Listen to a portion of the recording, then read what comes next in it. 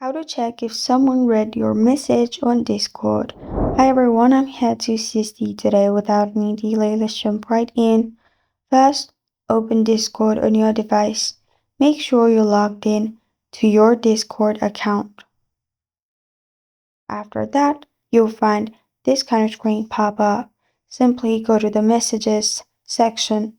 Click on the person you want to check with. And after you have clicked on the person, simply send them a message. And after that, you won't be able to see if they have read your message, so click on their name at the top. After you click on their name at the top, you'll find this kind of screen. And if there is a gray circle, that means they're offline.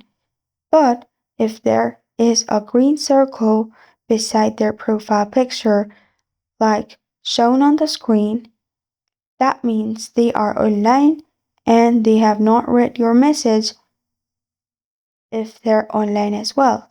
And what you can do is go to the chat, type in @, then mention them. And after that, if they have muted the notification, they will get the notification. And this is how to check if someone read your message on Discord. Thank you for joining me today. If this video helps you out, please leave a like and subscribe for more.